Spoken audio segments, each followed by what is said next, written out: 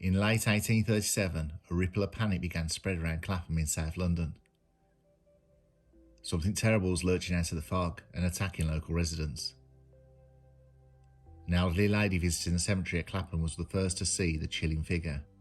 Clad in a dark cloak, with a hat pulled over its face, she saw it make an ungodly jump over a high fence and disappear into the darkness.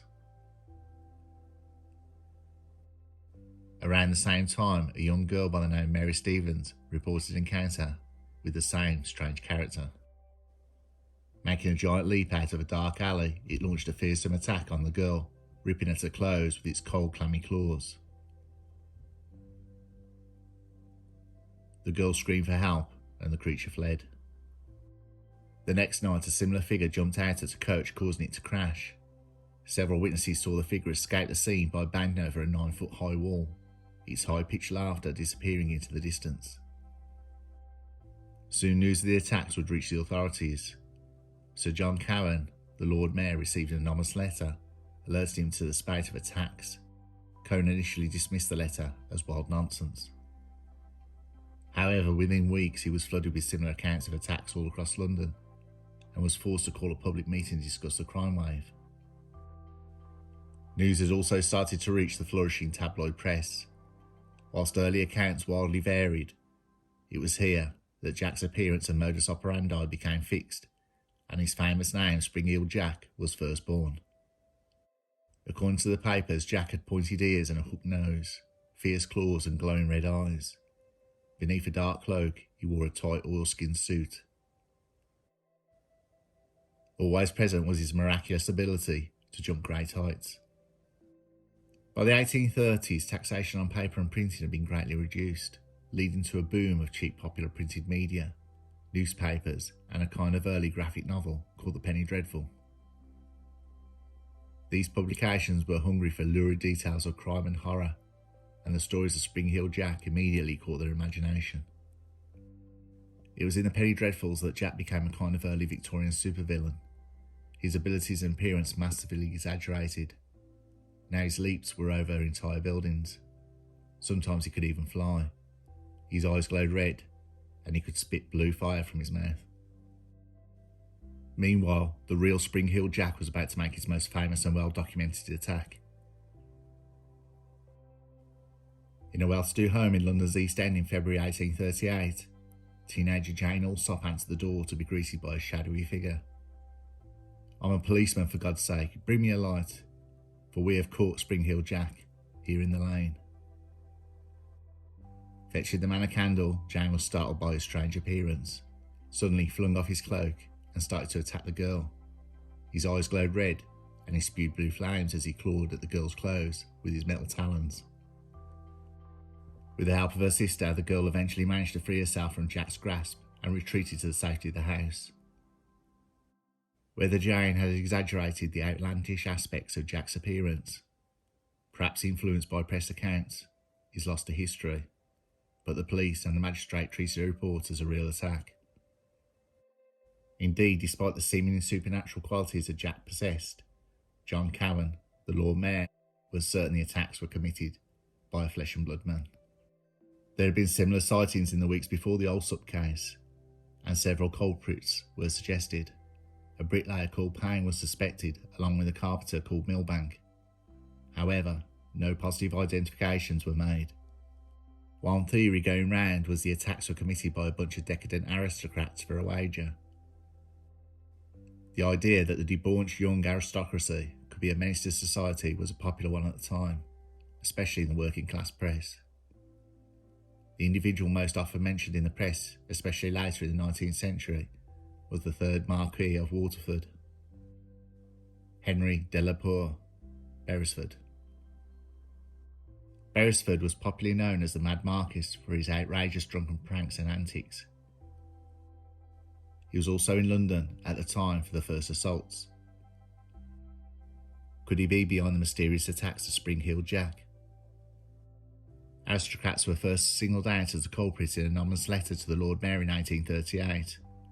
Soon after, the Marquess of Waterford's name was first linked to the case. It is not hard to see why he had become a suspect.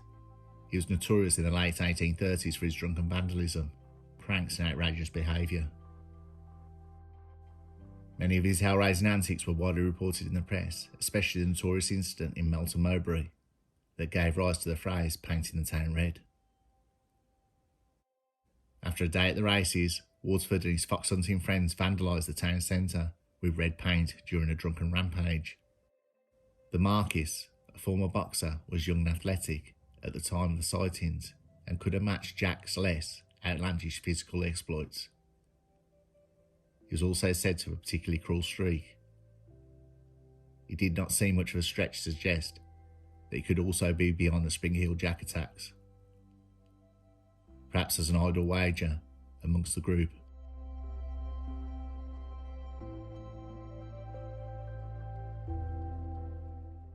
In 1880, E. Cobham Brewer, author of Brewer's Dictionary of Phrase and Fable, named Waterford as Jack, although it's unclear what he based this on.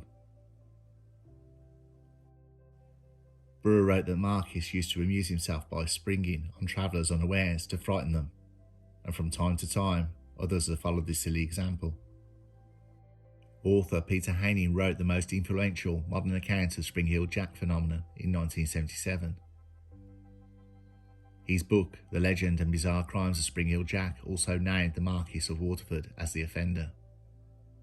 However, the reliability of Haining's evidence has been questioned by some historians. Haining theorised that the Marquess had felt humiliated by bad experiences he had with women and the police. Along with his rich companions, he dreamt up the idea of Spring Heel Jack to get his revenge. With the help of friends who had experience in mechanics, Waterford was able to construct a special spring heel boot to achieve Jack's incredible leaping prowess. According to Haining, to round off the horrifying effect, the Marquess had even learnt fire breathing.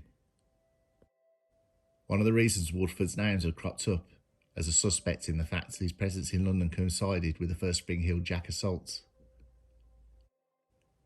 The Marquess of Waterford lived in the area of the first attacks in 1837 and 1838, and upon his departure from London in 1842, reports of a further Jack sightings dried up. Waterford returned to Ireland with his new wife and reportedly turned his back on cruel jokes to live a respectable life until his death in 1859.